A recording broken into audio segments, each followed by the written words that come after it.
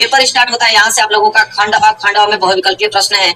और देखिए पहला बहुविकल्पीय प्रश्न क्या पूछा गया है कि यदि 65 और 117 के एचसीएफ को 65p माइनस 117 के रूप में व्यक्त किया जाए तो p का मान होगा। एक एक प्रश्न पे डिस्कस करूंगा, आप ध्यान से देख लेना, बाद में भूलना मत, एग्जाम में जाकर भूल जाना और वहां पे आप नंबर ना लेके आ पाओ। 70 में 70 नंबर लेकर आना, पूरा स्टेप बाय स्टेप में आप लोगों को बताने वाला हूँ। देखिए ध्यान से समझने का प्रयास करो। कह रहा है कि 65 और 117 का पहले एचसीएफ निकालो, जो एचसीएफ आएगा उसको इतना के बराबर कर दो। देखिए तो सिंपल क्या करेंगे हम लोग, कैसे इसको सॉल्व करेंगे। 65 है, आप 65 लिख दो। 65 का आप सबसे पहले क्या करोगे, अभाज्य गुणनखंड करोगे। अभाज्य गुणनखंड करोगे तो 65 को आप क्या लिख सकते हो, तो आप सिंपल लिख सकते हो 5 गुणे 13, क्योंकि 13 5 65 होता है। अभाज्य गुणनखंड के रूप में आपने तोड़ दिया। 117 की बारी आई, आप नोट करोगे 117। 117 को आप कैसे तोड़ोगे, तो आप कहोगे कि इसको हम लिख सकते हैं 3 गुणे 3, 3 तिहाई 9 और 13 9 117। इसको हम लोग इस तरह लिख सकते हैं 3 गुणे 3 गुणे 13 लिख सकते हैं। लिख सकते हैं कि नहीं, बिल्कुल लिख सकते हैं। इसका हमें ज्ञात करना क्या है, एचसीएफ। तो पहले इन दोनों का एचसीएफ ज्ञात कर देते हैं। तो यहाँ पे लिखेंगे एचसीएफ। एचसीएफ क्या होता है, हाईएस्ट कॉमन फैक्टर, जो दोनों में कॉमन हो। तो आप कहोगे सर 13 इसमें भी है, 13 इसमें भी है, तो 13 जो है उसका क्या हो जाएगा, एचसीएफ हो जाएगा। अब 13 यहाँ पे क्या हो गया, एचसीएफ हो गया। जब 13 एचसीएफ हो गया तो इस एचसीएफ को 65p माइनस 117 के बराबर कर दो, सिंपल। तो यहाँ पे कर देते हैं, ये हो जाएगा 65p और माइनस 117 के बराबर हम कर देंगे 13 को। अब यहाँ पे देखिए आंसर कैसे आएगा, ये हो जाएगा आप लोगों का 65p बराबर 13 और माइनस 117 उधर जाएगा तो प्लस 117 हो जाएगा। तो यहाँ से क्या हो जाएगा आप लोगों का 65p बराबर 7 3 10 और 1 1 2 1 3 और ये कितना हो जाएगा आप लोगों का 130। यहाँ पे लिख देता हूँ 130। अब यहाँ पे किसकी वैल्यू पूछा, हमको p से पूछा है, तो p बराबर क्या हो जाएगा 130 और ये आपका 65 इधर गुणा में उधर जाएगा तो 65 किसमें हो जाएगा, भाग हो जाएगा। अब यहाँ से 65 से कटा दो तो 65 दूनी की कितना होता है 130। तो यहाँ आप देखो p बराबर क्या आ गया 2, और यही p का वैल्यू तो हमसे पूछा था कि p बराबर क्या होगा, तो p बराबर 2 आ गया। इसका मतलब यहाँ पे b वाला ऑप्शन जो है बिल्कुल राइट आंसर हो जाएगा। देखिए 2 दिया है बिल्कुल। तो ये प्रैक्टिस करके जाना, ठीक है, और तुरंत जाकर तुरंत इसको लगा देना। चलिए आगे बढ़ते हैं, अगला प्रश्न। एक एक प्रश्न इसी तरह मैं समझाता चलूंगा, एक प्रश्न छोड़ने वाला नहीं हूँ, क्योंकि सारे बच्चों को 70 में 70 नंबर चाहिए। दूसरा देखो 2 10 45 अंश बटे 1 प्लस 10 स्क्वायर 45 अंश का मान होगा। देखिए कैसे इसको लगाएंगे, बहुत ही ज्यादा सिंपल है मेरे प्यारे बच्चों। देखो कैसे इसको लगाएंगे, मैं पेज ले लिया। अब यहाँ पे आपको करना क्या है, सिंपल, यहाँ पे 2 लिखा है ना, आप 2 लिखोगे, फिर इंटू, इसमें इंटू का चिन्ह छुपा होता है। 10 45 अंश का मान कितना होता है, आप कहोगे सर 10 45 अंश का मान यहाँ पे कितना होता है 1, तो यहाँ पे लिखोगे 1 बटे में 1, फिर आप नीचे 1 प्लस 10 स्क्वायर 45 अंश, मतलब 10 45 अंश का मान लिखे इसको स्क्वायर कर दो। तो 10 45 अंश का मान तो अभी हमने देखा 1, इसका क्या कर देना, आपको स्क्वायर कर देना है। अब देखिए क्या होगा यहाँ पे, तो 2 को गुणा 1 में करोगे तो ऊपर तो 2 आ गया और नीचे आपके क्या जाएगा 1 प्लस 1 का स्क्वायर करोगे तो 1 ही आने वाला है। तो ये हो जाएगा ऊपर तो 2 और नीचे 1 1 मिलके क्या हो जाएगा 2, और 2 से 2 जब काट दोगे तो क्या बचेगा, सिर्फ 1 ही तो आएगा। ये हो गया आप लोगों का आंसर। तो 1 देखो ऑप्शन में दिया है, ऐसा हो ही नहीं सकता कि ना दे, सी वाला ऑप्शन बिल्कुल राइट आंसर हो जाएगा। समझ में आ रहा है, बिल्कुल आसान तरीका है कि नहीं, बिल्कुल ऐसा हो ही नहीं सकता कि मैं समझाऊंगा आप लोगों को समझ में ना आए और आप 70 में 70 नंबर ना लेके आए। ठीक है, आगे देखिए, आगे आप लोगों का तीसरा प्रश्न। तीसरा प्रश्न क्या है कि 15 18 और 24 का लसा है। अब यहाँ पे लसा ज्ञात करना है। ठीक है, देखिए किस प्रकार लसा ज्ञात किया जाता है। तो लसा ज्ञात करने के लिए सबसे पहले अभाज्य गुणनखंड के रूप में तोड़ेंगे सबको। तो यहाँ आपको 15 है, ठीक है, 15 को आप क्या लिख सकते हो, तो आप 15 को आप लिख सकते हैं 3 5 15, 3 गुणे 5, ऐसे ही तो लिखेंगे। 15 को अभाज्य गुणनखंड के रूप में तोड़ दिया मैंने। इसके बाद 18 है, चलिए 18 को भी लिख लेते भाई। 18 को क्या लिख देंगे, तो 2 तिहाई 6 और 6 तिहाई 18, 2 गुणे 3 गुणे 3। इसी तरह नीचे आप बढ़ेंगे 24 है, 24 को हम क्या लिख सकते हैं, तो 24 को लिखेंगे तो 2 तिहाई 6 और 6 तिहाई 18, 2 गुणे 3 गुणे 3। इसी तरह नीचे आप बढ़ेंगे 24 है, 24 को हम क्या लिख सकते हैं, 24 को हम लिख सकते हैं 2 से कटाएंगे तो 12 12 2 कटाएंगे तो 6 12 तो 2 2 निके 4 4 निके 8 और 8 निके 24, ऐसा लिख सकते हैं बिल्कुल। अब ध्यान से देखो, यहाँ पे 3 है, एक बार तो 3 पे पावर 1 लिख सकता हूँ, 5 भी एक बार तो 5 पे पावर 1 लिख सकता हूँ बिल्कुल। यहाँ पे देखो 2 एक बार तो 2 पे पावर 1 लिख सकता हूँ, 3 यहाँ पे 2 बार तो 3 पे पावर 2 लिख सकता हूँ। इसी तरह 2 यहाँ पे 3 बार तो 2 पे पावर 3 लिखूंगा, 3 यहाँ एक बार तो 3 पावर 1 लिख सकता हूँ बिल्कुल। चलिए, तो मैंने आप लोगों को नियम बताया था एलसीएम निकालने के लिए। एलसीएम का नियम ये कहता है कि अभाज्य संख्या लीजिएगा और सबसे बड़ी घात लीजिए। ठीक है, तो यहाँ पे कौन कौन सा भाज्य संख्या इसमें दिख रही है, 1 तो 2 1 तो 3 1 5, सभी भाज्य संख्या कौन कौन सी है, 1 तो 2 है 1 3 है 5, तो मैं 2 को लूंगा 3 को लूंगा 5 को लूंगा। और सबसे बड़ी घात लेते हैं, तो 2 की सबसे बड़ी घात क्या है 3, 3 की सबसे बड़ी घात क्या है 3 पे पावर 2, 5 की सबसे बड़ी घात क्या है 5 पे पावर 1। अब यहाँ से 2 पे पावर 3 का मतलब 8 होता है, 3 पे पावर 2 का मतलब 9 होता है, 5 पे पावर 1 मतलब 5 होता है। जब इसको हल करोगे तो 8 5 40 40 360। अब 360 जो है आगे आप लोगों का एलसीएम। अब बताए कोई दिक्कत है इसमें, थोड़ा सा भी दिक्कत हुआ आप लोगों को नहीं होना ही चाहिए। 360 का मतलब मेरे ख्याल से यहाँ पे डी वाला ऑप्शन जो है बिल्कुल राइट आंसर हो गया। कोई समस्या आप लोगों को नहीं होगा ही नहीं होगा बिल्कुल। अब बस ध्यान से वीडियो देखते जाइए, एक ऐसा प्रश्न होगा जो आप लोगों को ना समझ आए, सारे प्रश्न समझ आएंगे, गारंटी मेरे को, ध्यान से सुनते रहो। चौथा प्रश्न देखो क्या है, 148 185 का सरलतम रूप। एक बात अपने दिमाग में नोटिस कर लो, जब भी सरलतम रूप पूछे, जैसे आप पूछ दिया आपको 148/185, जब भी आपको सरलतम रूप पूछे ना, तो आप सिंपल काम करो कि इन दोनों का एचसीएफ निकालो। तो एचसीएफ आप भाग विधि द्वारा निकालो, 185 में हम किसका भाग देंगे, 148 का। भाग विधि द्वारा आप मसा ज्ञात करना जानते हो ना, भाग कितनी बार जाएगी, एक बार में, ये हो जाएगा 148। ठीक है, एक देंगे 148 का। भाग विधि द्वारा आप मसा ज्ञात करना जानते हो ना, भाग कितनी बार जाएगी, एक बार में, ये हो जाएगा 148। ठीक है, ये जगह सीधा 15, 15 में से 8 जाएगा तो 8 7 15, 7 बच जाएगा। यहाँ पे 7, 7 में से 4 जाएगा तो 3, ये आपका कैंसिल। कितना हो गया, 37। अब 37 का भाग देंगे हम लोग किसमें, 148 में। तो 37 चौको होता है 148। अब ये कट गया, तो जिससे पूरा का पूरा कट जाता है वही आपका मसा कहलाता है। यहाँ मसा जो है एचसीएफ क्या आ जाएगा, 37 आ जाएगा। अब करना है ना, जब सरलतम रूप पूछे ना कि 148 185 का सरलतम रूप बताइए, तो जो एचसीएफ आया है ना उसी एचसीएफ से भाग दे दो ऊपर नीचे। तो 37 का भाग ऊपर भी दे देंगे और नीचे भी 37 का भाग दे देंगे। तो आप देखो 148 में जब 37 का भाग दोगे तो कितना बार में कटेगा, 4 बार में कट जाएगा। और जब 37 का भाग 150 में दोगे तो 7 5 35, 5 बार में कट जाएगा। तो 4/5 जो है इस प्रश्न का क्या आ जाएगा, बिल्कुल आंसर आ जाएगा। इससे सरलतम रूप हो ही नहीं सकता, अब इससे छोटा हो ही नहीं पाएगा, वो डायरेक्ट छोटा एकदम बिल्कुल प्राप्त होगा, ये नियम कहता है। तो 4/5 का मतलब आप देख लो, पहला वाला ऑप्शन जो है वो बिल्कुल राइट आंसर हो गया मेरे प्यार बच्चों, पहला वाला ऑप्शन बिल्कुल राइट आंसर हो गया। समझ में आ रहा है आप लोगों को, बिल्कुल ऐसा हो नहीं सकता ना, समझ में आए। पांचवा मेरे प्यार बच्चों कि पी के किस मान के लिए समीकरण 3x - y + 8 = 0 और 6x - py = 16 के संपाती रेखाएं निरूपित करती है। बहुत जबरदस्त प्रश्न है।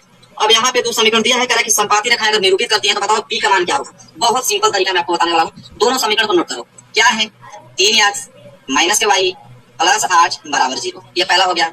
दूसरा है आप लोगों का 6x - py बराबर में आपका क्या दिया है, 16 दिया है। एक काम बस करो आप कि जो 16 है उसको इधर लाओ, ये हो जाएगा आप लोगों का 6x माइनस के पी वाई प्लस 16 इधर आएगा तो माइनस के 16 बराबर क्या बचेगा, 0। ये काम आपको कर लेना है।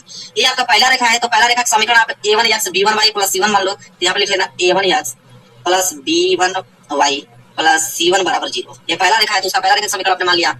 इसके बाद ये दूसरा रेखा है, तो इसको वही चीज मानो, बस a2 मान लो, b2 मान लो, c2 मान लो, तो हो जाएगा आप लोगों का a2x प्लस b2y और प्लस c2 बराबर 0। अब इसका तुलना कर लो, तुलना करके आप a1 b1 c1 यहाँ से a2 b2 c2 निकाल लो तुलना करके। तो यहाँ से x से x देखो कैंसिल हो जाएगा, तो a1 बराबर x देखो कैंसिल हो जाएगा, तो a1 बराबर क्या गया, 3 आ गया। इसी तरह y से y कैंसिल हो जाएगा, तो b1 बराबर y क्या गया, कुछ नहीं, तो एक तो छिपा है ना, तो -1 हो जाएगा।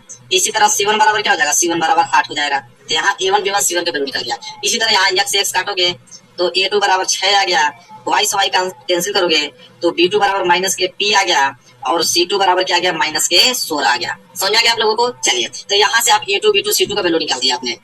अब यहाँ से एक चीज बोला था आप लोगों को कि संपाती रेखाएं निरूपित करती हैं। उसने क्या बोला था कि संपाती रेखाएं निरूपित करती हैं, संपाती रेखाएं निरूपित करती है। यही तो बोला था ना क्वेश्चन में कि संपाती रेखाएं निरूपित करती हैं। तो संपाती रेखाएं निरूपित करती हैं तो उसका समीकरण होता है, लिख लो, यहाँ पे लिखवा देता हूँ। उसका समीकरण ये कहता है कि a1/a2 जो होता है वो बराबर होने लगता है b1/b2 के, और यह बराबर होने लगता है c1/c2 के। कब, जब आप कहेगा कि संपाती रेखाएं होती हैं तो यही प्रतिबंध होता है। अब यहाँ बस वैल्यू तो आप लोगों को रखना है, कितना सिंपल है, देखो वैल्यू रख लो। a1 का वैल्यू है 3, फिर नीचे a2 का वैल्यू यहाँ से 6 बराबर b1 का वैल्यू इधर का -1 और b2 का वैल्यू यहाँ से माइनस के p बराबर c1 का वैल्यू यहाँ से 8 और c2 का वैल्यू यहाँ से नीचे माइनस के 16 हो गया। अब यहाँ बस वैल्यू तो आप लोगों को रखना है, कितना सिंपल है, देखो वैल्यू रख लो। a1 का वैल्यू है 3, फिर नीचे a2 का वैल्यू यहाँ से 6 बराबर b1 का वैल्यू इधर का -1 और b2 का वैल्यू यहाँ से माइनस के p बराबर c1 का वैल्यू यहाँ से 8 और c2 का वैल्यू यहाँ से नीचे माइनस के 16 हो गया। अब यहाँ से क्या करेंगे, तो यहाँ से सिर्फ चाहोगे तो इन दोनों से ही मिलके आप हल कर सकते हो, इन दोनों को लेकर ही हल कर सकते हो आप। देखो तो यहाँ क्या होगा, माइनस से माइनस से कैंसिल कर दो, p का गुणा जब 3 में करोगे तो ये 3p हो जाएगा बराबर 6 का गुणा 1 में करोगे तो ये क्या हो जाएगा, 6 हो जाएगा। तो यहाँ से p का वैल्यू निकाल लो, तो p बराबर क्या हो जाएगा, 6/3, क्योंकि ये गुणा में उधर जाएगा तो भाग में हो जाएगा। तो p बराबर क्या गया, 3 दूनी के 6, तो p बराबर तो यही p का मान पूछा था तो 2 ही तो होगा। देखिए 2 दिया है, तो यहाँ पे देखते हैं ऑप्शन में, देखिए ऑप्शन में 2 मतलब देखिए बी वाला ऑप्शन, बी वाला 2 दिख रहा है ना, बिल्कुल यही होगा राइट आंसर। बहुत ही ज्यादा सिंपल है, समझ में आ गया आप लोगों को। चलिए आगे बढ़ते हैं। अब देखिए सेम क्वेश्चन वही है, क्वेश्चन नंबर 6 सेम वही है। बोला है कि यदि 3x प्लस 2py बराबर 2 और 2x प्लस 5y प्लस 1 बराबर 0 द्वारा निरूपित है परस्पर समांतर हो। अभी हमने क्या देखा, संपाती। अभी हमने देखा संपाती, लेकिन यहाँ पे पूछ लिया समांतर हो तो p का मान ज्ञात कीजिए। और वहां पे क्या था, वहां पे संपाती था तो हमने p का मान ज्ञात किया। अब यहाँ पे समांतर है, सेम नियम यही रहेगा, बस प्रतिबंध वहां से चेंज हो जाएंगे। तो वहां से जो आप लोगों को बस वैल्यू आप लोगों को रख देना। मैं आप हल करके दिखा देता हूँ आपको सिंपल। सबसे पहले आप नोट करो क्या है, 3x प्लस 2py बराबर 2। इसके बाद क्या है, 2x प्लस 5y प्लस 1 बराबर 0। देखो बराबर में 0 होना चाहिए, यहाँ बराबर में 0 नहीं तो 2 को इधर ला दो, तो 2 को इधर लागो तो ये हो जाएगा आप लोगों का 3x प्लस 2py प्लस 2 इधर आएगा तो -2 बराबर 0। अभी तो हो गया ना। तो ये आप लोगों का पहला रेखा हो गया, ये आप लोगों का दूसरे रेखा का समीकरण हो गया। तो पहला वाला से a1 b1 c1 निकलेगा, दूसरा वाला से a2 b2 c2 निकलेगा। तो मैं डायरेक्ट अब निकाल देता हूँ आप लोगों को। और a1 बराबर क्या होगा, a1 मतलब x का गुणा, तो x का गुणांक 3 है। इसी तरह b1 क्या होता है, y का गुणांक, y का गुणांक यहाँ पे 2p है। इसी तरह c1 बराबर अचर पद जो कि -2 दिया हुआ है। तो यहाँ से a1 b1 c1 निकल गया, यहाँ से a2 b2 c2 निकाल लो। तो यहाँ से क्या हो जाएगा, a2 बराबर, a2 मतलब x का गुणांक, x का गुणांक यहाँ पे 2 है। b2 क्या होगा, b2 मतलब y का गुणांक यहाँ पे 5 है। c2 मतलब अचर पद जो कि दिया है +1। तो यहाँ सब कुछ तो निकल ही गया। अब बस यहाँ पूछा है समांतर हो, यहाँ पूछ दिया कि अगर समांतर हो तो p का वैल्यू बताइए। तो यहाँ पे बस नियम आप लोगों का चेंज हो जाएगा। समांतर में क्या होता है मेरे प्यारे बच्चों कि a1 बाटा a2 बराबर तो होता है b1 बाटा b2 के, लेकिन यह बराबर नहीं होगा c1 बाटा c2 के। और संपाती में क्या होता था कि तीनों बराबर होता था, लेकिन बस ये वाला बराबर c1 बटा c2 बराबर नहीं होगा। तो हम लोग वैल्यू रख लेते हैं, a1 का वैल्यू 3 रख लेंगे, a2 का वैल्यू यहाँ से 2 रख लेंगे, बराबर b1 का वैल्यू यहाँ से 2p रख लेंगे, और b2 का वैल्यू यहाँ से हम लोग 5 रख लेंगे। अब देखिए 2 को गुणा p में करोगे तो 2 दूनी के 4p बराबर 5 को गुणा 3 में करोगे तो 5 3 15। अब यहाँ से p का वैल्यू निकालो तो p बराबर क्या हो जाएगा 15, 4 गुणा में तो 4 यहाँ भाग में आ जाएगा। तो p बराबर 15/4। क्या यही आंसर है? बिल्कुल, देखते हैं ऑप्शन में दिया है तो हो ही नहीं सकता कि ना दे 15/4। 15/4 का मतलब देख लो पहला वाला ही ऑप्शन दे दिया है, बिल्कुल 15/4। समझ में आ गया आप लोगों को? ऐसे ही आप लोगों को लगाना है। चलिए आगे बढ़ते हैं, अगला प्रश्न देखेंगे। अगला प्रश्न यहाँ पे 7वां प्रश्न यहाँ पे हल करते हैं। 7वां है कि यदि 15 cot थीटा बराबर 8 तो sin थीटा का मान यहाँ पे पूछा है। ये भी प्रश्न बहुत ज्यादा ही इजी है, देखिए कैसे इसको हल करेंगे। चलिए तो इसको भी ध्यान से समझिए, मैंने एक पेज ले लिया। तो देखो 7वां प्रश्न क्या है, यहाँ पे 15 दिया है ना, 15 यहाँ बोला है कि cot थीटा बराबर 8 और बोला यहाँ पे कि साइन थीटा का वैल्यू ज्ञात कीजिए। बहुत ही ज्यादा सिंपल है। देखो ध्यान से आप एक चीज समझो कि यहाँ से पहले cot थीटा का वैल्यू निकालो, तो cot थीटा बराबर क्या हो जाएगा 8, ये 15 गुणा में 15 उधर जाएगा तो क्या हो जाएगा भाग में हो जाएगा। अब बात बताओ कि cot थीटा बराबर क्या होता है। cot थीटा बराबर होता है आधार बटे के लंब, तो आधार बटे के लंब हो जाएगा। और साइन थीटा का वैल्यू पूछा है, साइन थीटा का वैल्यू क्या होता है यहाँ पे लंब बटे के कर्ण।